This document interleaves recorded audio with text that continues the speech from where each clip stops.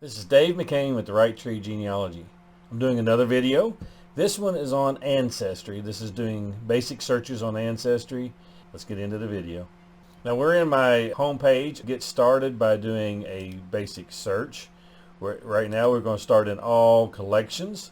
When you go into all collections on Ancestry, it actually could go in any country. So understand that when you first start this, it could be anywhere. I'm just going to go ahead and you've seen me in my other videos use this name, so I'm just going to start with Joseph McCain. And down here you can search different features. So we're going to say that this person lived in, and we're going to say that he lived in Kentucky.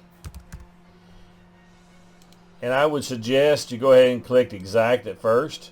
You can actually state or adjacent state. So I selected Kentucky, but I'm going to say that he lived in this area in about 1810. And I'm going to select, and this gives you a button. When you hit exact, it says, do you really want this year? And you say, I want a group of years, plus or minus 10 years. So that means 1800 to 1820 if you do that button. And then you go and you hit search. One thing I want to note in this video is you will see when you're doing a research on Ancestry, you may see something you go, why is that there? I'm going to cover several broad topics as we're in this one, and I thought I'd choose a name I've searched a lot in the past. So going back to this is pretty broad search, Kentucky and adjacent states, to make sure we look at that. When you do that search, there's only 18, so this is good to generalize and look at.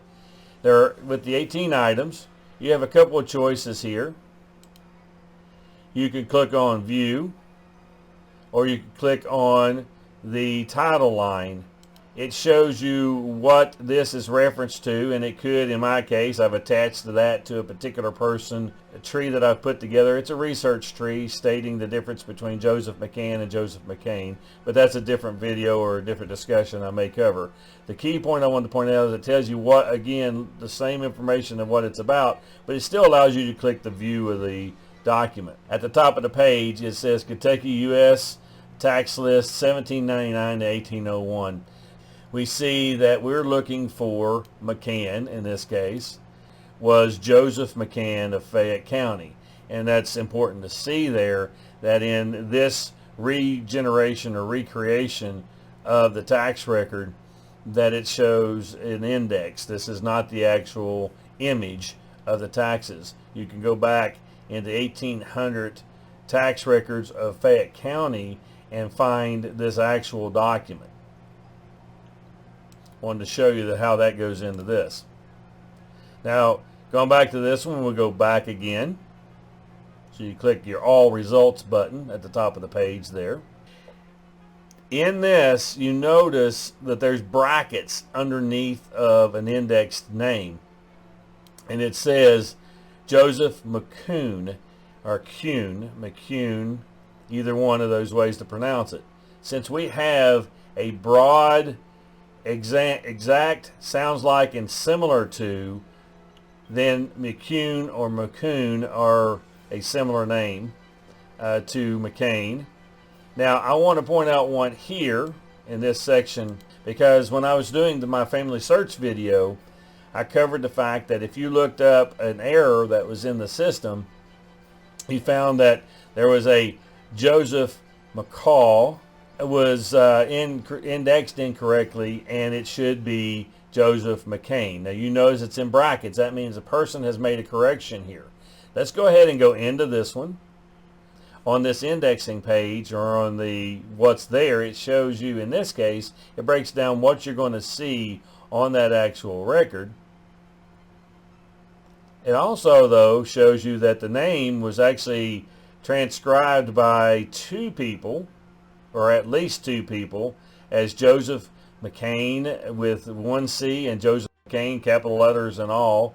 And so when you see this, it means this is what was indexed by Ancestry, and this is what was corrected to. So let's go in here and look at the record, which we've seen on Family Search if you watched my videos.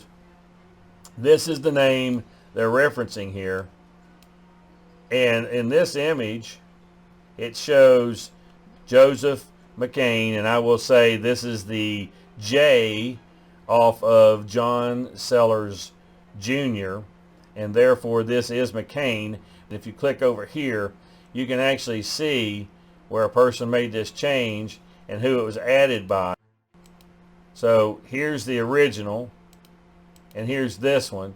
Made the change that they saw this, and this person made the change also.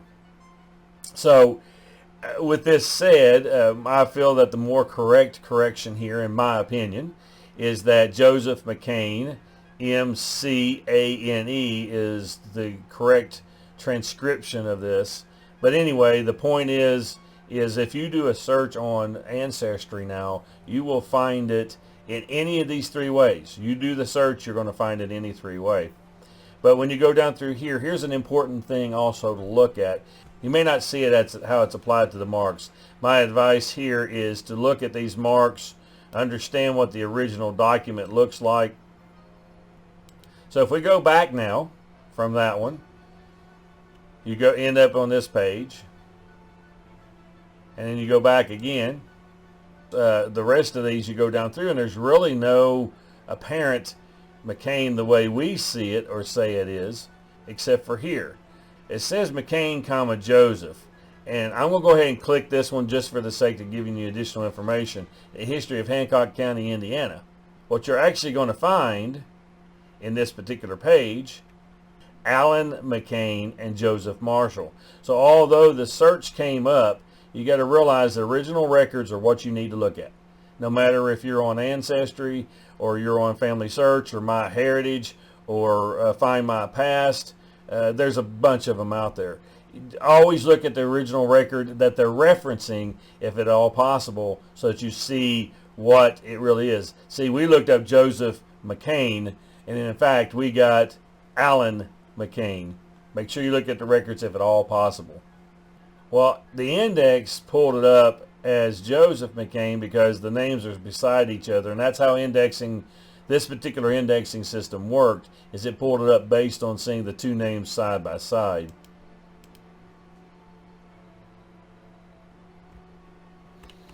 Okay, that was a simple search there. I'm going to zoom in on myself on this one. The biggest point here is less is best. Always put less information in your selection when you're starting your search, and then when you want to refine it down, if you're not seeing what you're looking for or there's just too much information, you start refining it down by putting these additional click buttons on. So when you turn on the date ranges or added a year where they lived in someplace, it will refine those searches. So make sure you remember that. So we're going to go back to the search page. I'm going to change this to New York here.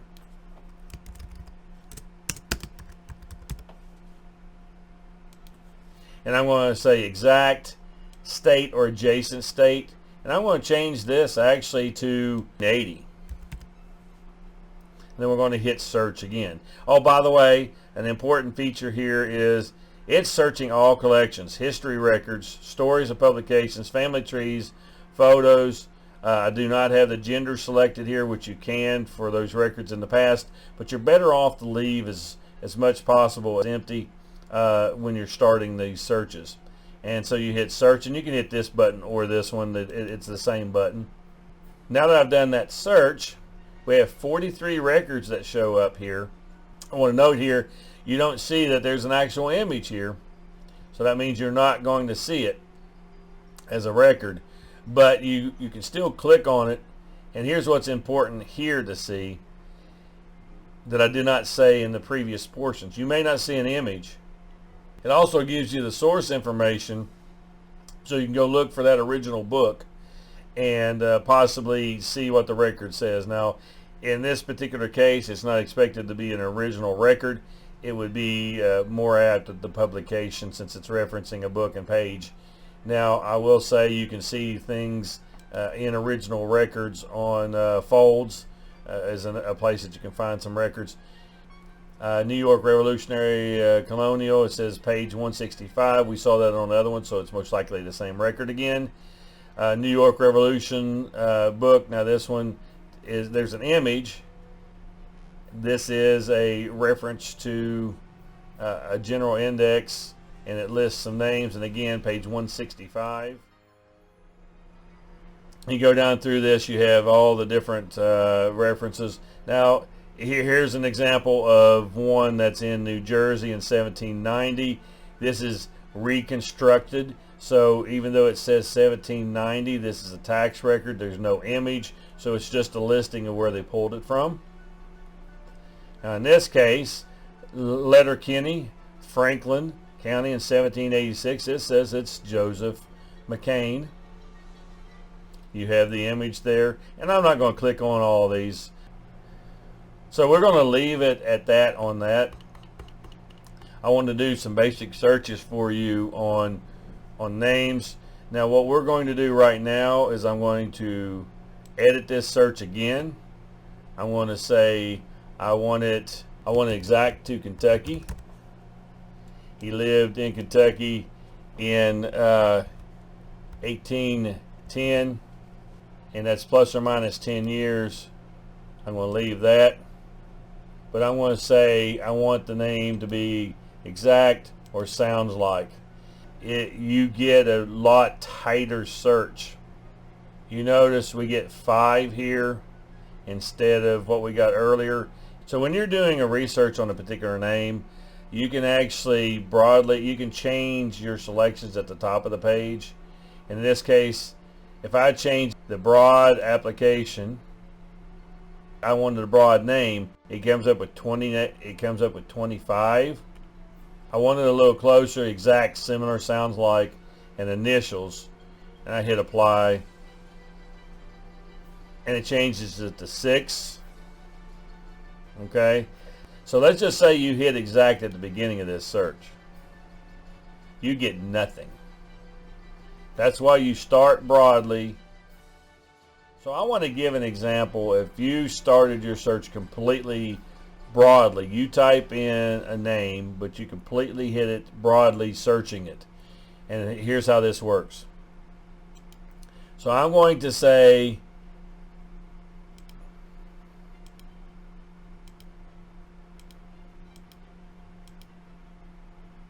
this is set to all the broadest settings as possible. Broad, broad, broad, broad. And that means it's going to try to find everything there is possible. There's 468,935 records that showed up with that search. And you're going, okay, that's a lot. Well, the very first thing you can do is swing this name over. Let's just say we're going to swing the first name over to being exact and similar. When you do that first swing at that, it still leaves it at 226,968. So you say, all right, I want McCain to sound exact, sounds like, or similar. Just kicking it over one notch, and you hit apply. That lowered it down to 19,000. You say, well, okay, that's not getting any better. Let's do a little bit more work. The next thing I would tell you to do is don't click the year, but I would say click the state if you're wanting to focus it in on a particular state, because that gets you down. Look what that did. This is literally leaving the year alone, but doing the name exact or similar, the exact sounds like and similar. You got 121 records. So my recommendation is you start with the first name, and then you should go with the last name and bring it in a little bit, and then you go to a location, and I really recommend you hit hard on that one and go straight to the state that you're thinking of and see if you have some records you can look at. The next thing you would do is actually back the state up to what we did earlier in this video, to where it shows adjacent states, but right now we're focusing it in. It brought this down to a reasonable number, so let's go back to that. So we're back on that reasonable search. There's 121 records. Here's an 1830 census of Bracken County. It spells the name M-C-K-A-N-E. And that's another reason why I left it exact, sounds like, and similar. If you don't do that, you are going to miss some common spelling differences when they're actually there. It shows this name McCain here as an alternate spelling of it. And then going back to the one we looked at before, here's that spelling we changed. That wouldn't show up if you didn't have it as the similar or sounds like. So if there's an abbreviation of the name, you got to be careful on how tight you go in, because you may miss yours because it's abbreviated. Some tax records and census records will just show initials. So if you can leave it at this broad, or actually this one, if you can leave it at exact, similar, sounds like, and initials, you probably should, because it's not really going to kill you in the sense of your research. You've got 7, we had 6, but look what it did for you. It picked up that there is a James J. His name could have been James Joseph, so you got the initial. You're not going to pick up too many bad ones that way by having the initial, but you will pick up some. Now we're just going to go to the next thing here, and we're going to say, well, what happened? What does it give us? Well, this is an example of what happens when you search too tight. If you say you want everything exact, you end up getting nothing. Okay? So that's why you start at the broadest setting you can get. You get the high numbers, and then you start playing a little bit with it to get it refined. This is just a recap. You get to refine it.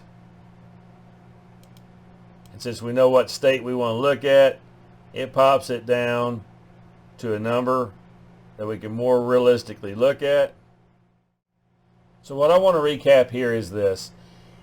You have quite a few options in Ancestry to click, similar to what you have in Family Search, similar to what you have at any search site.